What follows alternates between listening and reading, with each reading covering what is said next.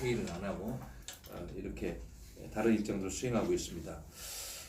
우리 당에서 이제 북한 인권 문제에 대해서 논평을 했습니다. 논평을 해서 아시다시피 지난 2016년 때 박근혜 대통령 시절에 말이죠. 저희들이 북한 인권법을 통과시키면서 북한 인권재단도 그 당시 설립을 했습니다. 그런데 문재인 정권 들어서서 북한 인권대사직은 그때 이후에 지금까지 공석이고 예산도 다 삭감해가지고 인권재단 설립이 운영이 안 되고 있는 그런 상황입니다. 그래서 어떻게 인권을 그렇게 소중히 여기고 대한민국의 전통적인 진보 세력들은 인권 문제를 가지고 과거에 민주화 운동을 하고 군사 독재에 대항하는 이런 논리를 세웠는데 인권 변호사 출신이라는 문재인 씨가 2,500만 북한 동포의 그런 인권에 대해서는 어떻게 이렇게 한마디도 안 하고 침묵하고 오히려 북한 김정은 정권을 두둔하는 이런 일을 하고 있는데 참 이 대한민국이 거꾸로 하고 있다는 것이 이렇게 지금 증명이 되고 있습니다. 우리 대한애국당 북한인권위원회의 김성민 위원장, 그 다음에 김은광 의원, 최정원 의원이 지금 미국에서 북한 인권 주관에 여러 가지 활동을 하고 있습니다. 우리 당이 항상 한미동맹 강화와 김정은 레짐 체인지라는 그런 목표를 북한 인권이라는 그런 관점에서 또 이렇게 조명하고 있다 이런 말씀을 드리는 것입니다. 그리고 며칠 전에 지금 북한에서 미사일을 쐈습니다. 누가 봐도 그 미사일인데 북한 문제 전문가도 미국의 연구소에서도 몇 군데 이야기를 하는데 우리 정부에서는 이게 무슨 뭐 발사 유도체니 뭐 이상한 이야기를 하고 있어요. 처음에 우리 국방부에서 뭐라고 했어요? 합참에서 단거리 미사일이라고 했다가 40분 후에는 단거리 발사체다. 뭐 이상한 이야기들 하고 있어요. 또 국민을 뭘로 보는지 모르겠습니다. 그러다 또 미사일은 아니다라고 국가정보원이 말이죠. 국회 정보위원들에게 그렇게 이야기를 하고 제가 듣기로는 이렇게 엄청난 사태가 있는데도 대통령이 국가안전보장회의 NSC 소집도 안 한 것 같아요. 정식적으로 그냥 약식 긴급회의를 통해 가지고 북한을 자극하지 않는 그런 이상한 발사체 얘기는 하고 말이죠. 그런 것 같습니다. 여러분들 어떻게 생각하세요? 저는 제가 아는 상식으로는 이게 아마 소련에서 개발한 기술로 북한이 아마 제작을 한 280km에서 500km까지 날아갈 수 있는 신형 미사일인데 이름은 이스칸데르 미사일이다. 뭐 북한이 어떻게 명명했는지 모르겠습니다만은 그렇게 알고 있는데 여기에 지금 700kg까지의 그런 핵탄두, 소형 핵탄두를 장착할 수 있다는 거 아니겠습니까? 과거의 ICBM이라든지 그 탄도미사일 이런 것들은 딱 쏘면은 궤도가 딱 추적이 돼서 목표물까지 사드라든지 페이트리엇 미사일 뭐 이런 걸 가지고 요격을 할 수 있고 비행기가 떠가지고 타격할 수 있는 게 있습니다만 이번에 발사한 미사일은 이스칸데르 미사일은 비행 중 조종을 할 수 있어가지고 어디로 날아갈지 모른다는 게 이게 뭘 의미하느냐? 그럼 북한의 미사일 기지 어디에 쏘면은 대한민국의 경기도하고 수도권 2,500만 인구가 살고 있는 지역에 그 미사일 한 5방만 쐈다. 예? 280km에서 500. 그리고 핵탄도 한 5개 소형화된 거 장착하고 쐈다. 그러면 2,500만 대한민국의 국민들의 생존권은 어디로 가는 거예요? 도대체 이 정권이 이런 거에 대해서 대통령이 나서서 위험성을 알리고 국민들한테 경각심을 일깨우고 북한으로 하여금 그런 걸 해서는 안 된다는 단 한마디도 하는 정권이 아니지 않습니까? 이것이 도대체 국민을 얼마나 경시하면 이런 일이 있어요. 오히려 우방국들이 동맹국들이 걱정을 하고 이런 시점에 됐어요. 우리 당원들이나 국민들이라도 이런 점을 분명히 알아야 됩니다. 더군다나 청와대가 그렇게 정신이 썩어 빠졌으면 국회에서 국방위원회에서 견제를 하고 그런 문제에서 따지고 국민을 대신해서 우려를 전달해야 되는데 뭐 국방위원장이 누구나 뭐 안규 백신가에 누가 뭐 하는 소리가 똑같습니다. 뭐 이상한 소리는 하고 미사일이 아니니 하면서 여론을 호도하고 대한민국 국민들의 생존권을 가지고 이 정권 이득을 위해 써먹겠다는 거예요? 북한의 독재자하고 뭘 하겠다는 겁니까 이 사람들? 정신 나간 사람들 아닙니까 여러분?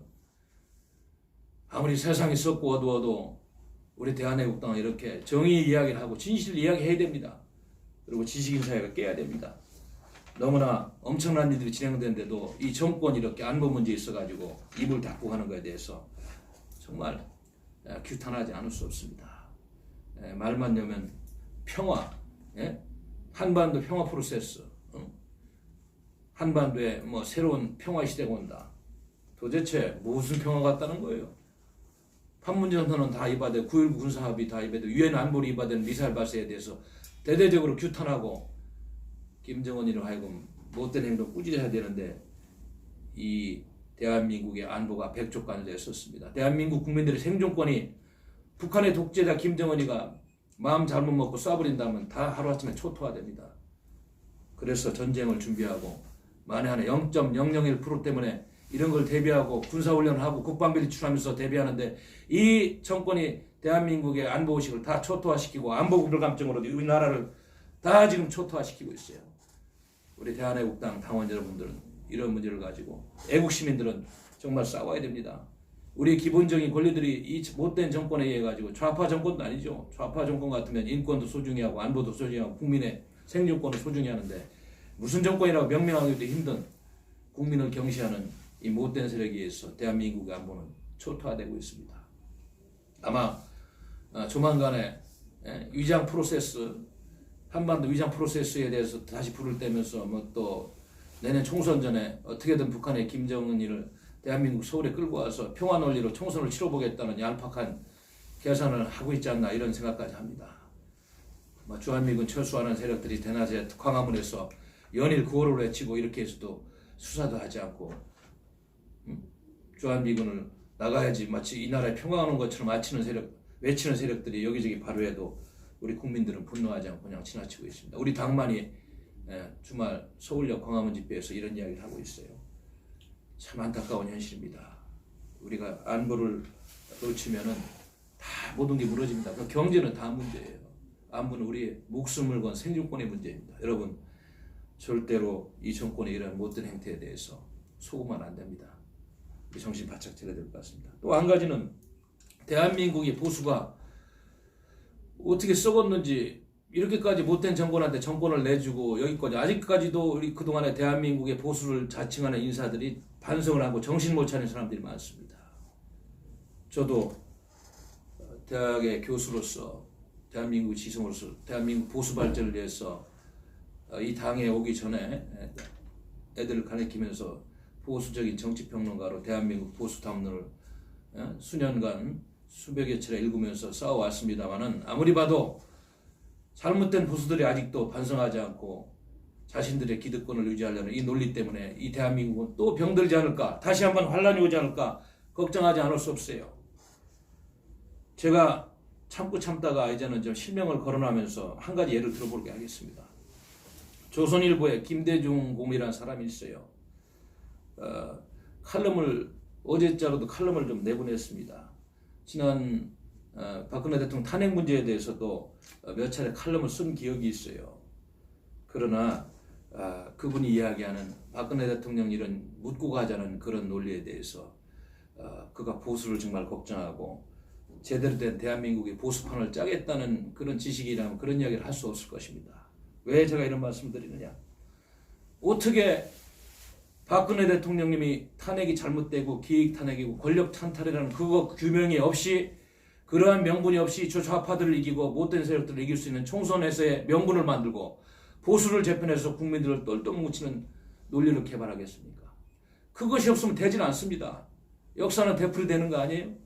여러분, 저는 과거 이시조선 초기의 하나의 그 역사를 좀 생각해 봅니다. 물론 그때 그런 상황하고 지금 현재 상황하고 정확하게 맞지는 않습니다만은 단 한 가지 역사의 교훈은 우리가 좀 알아야 될 것 같습니다.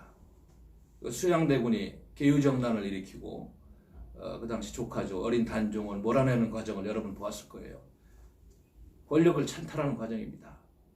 물론 뭐 역사는 승자의 기록을 하기 위해서 좋은 얘기만 써놨습니다만은 지금 그 과정에서 저는 이제 뭐 박근혜 대통령님하고는 다른 케이스입니다. 단종하고는 다른 케이스. 박근혜 대통령님은 분명히 무죄 석방돼서 다시 대한민국을 구하는 우뚝 서는 그런 날이 반드시 오는데 단종하고 좀 다른 케이스입니다만은 그 당시에 제가 기억하고 있는 한 사례를 우리가 보면서 역사의 교훈을 삼을 필요가 있어요. 그게 뭐냐면은 계유정난으로 정권을 잡은 수양대군이 뭐 측근들에 의해 가지고 저 강원도 영월로 유배를 보냅니다. 그래서 왕방연이라는 의금보도사가 단종을 호송하고 가서 그 유배지에다 초가집에다 남겨놓고 오면서 뭐 시조도 짓고 하는 거를 한탄하는 이야기를 들었어요. 왜냐하면 명분과 맞지 않는 그런 그 당시에 그 흐름에 대해서 한탄을 했습니다. 근데 그러고 있다가 얼마 전에 결국은 또 쿠데타 세력들의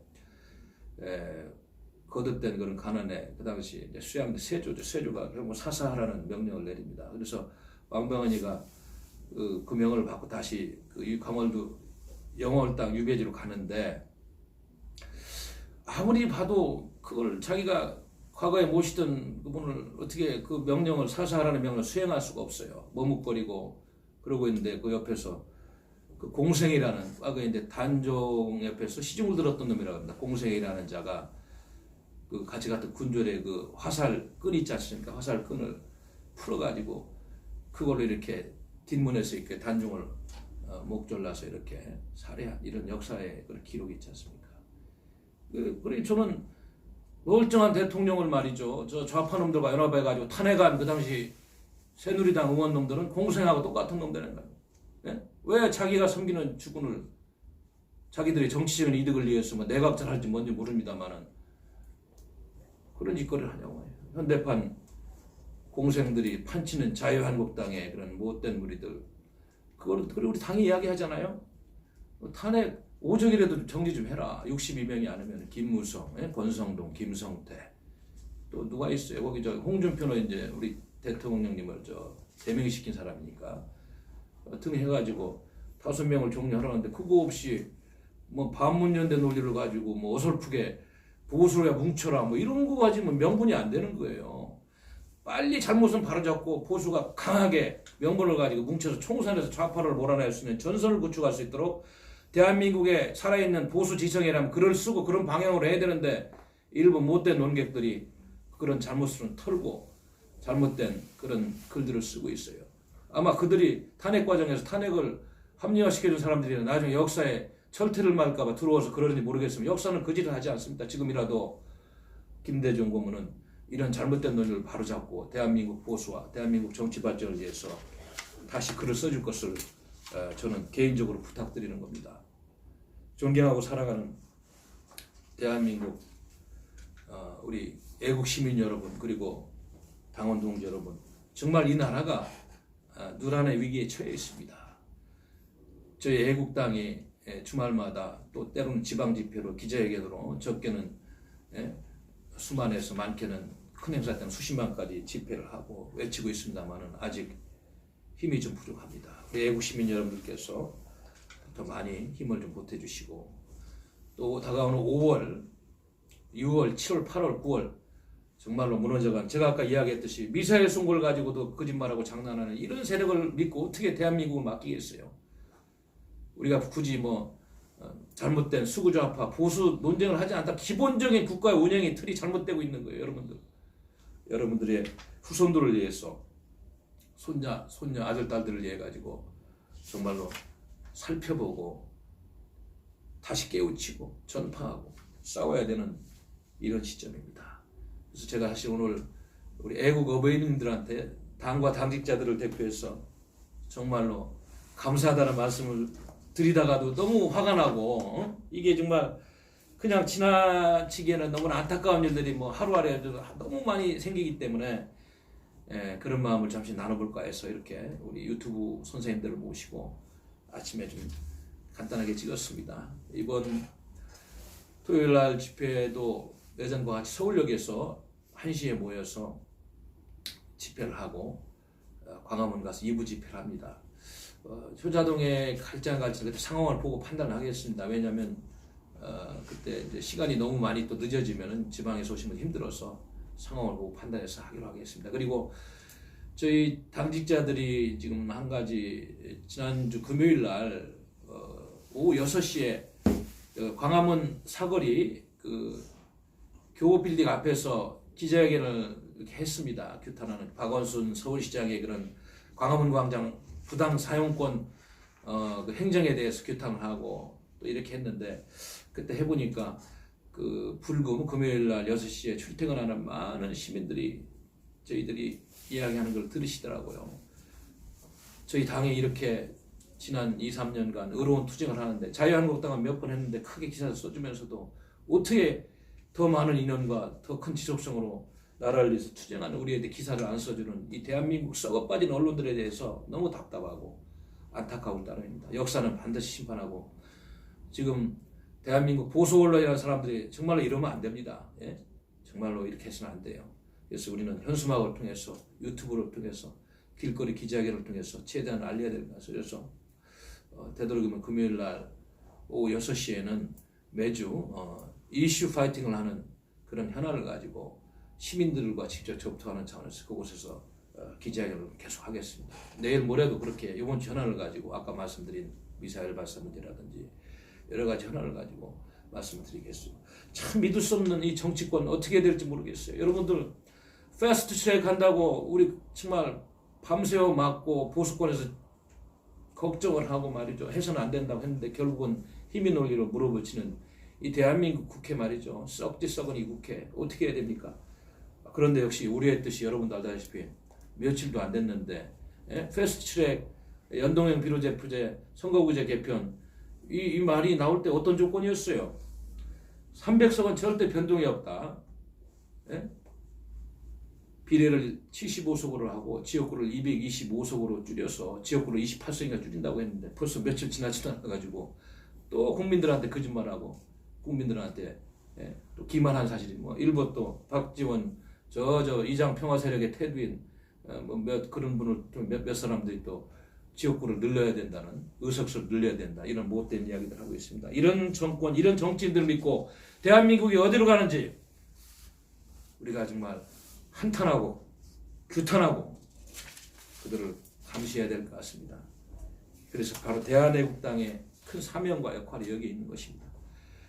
우리 존경하는 당원 동지 여러분 그리고 애국 어버이님들 오늘 어버이날 좀 감사의 말씀 드리면서 또 현안말까지 가지고 이렇게 좀 같이 여러 가지 나라 걱정을 해봤습니다. 감사합니다. 네.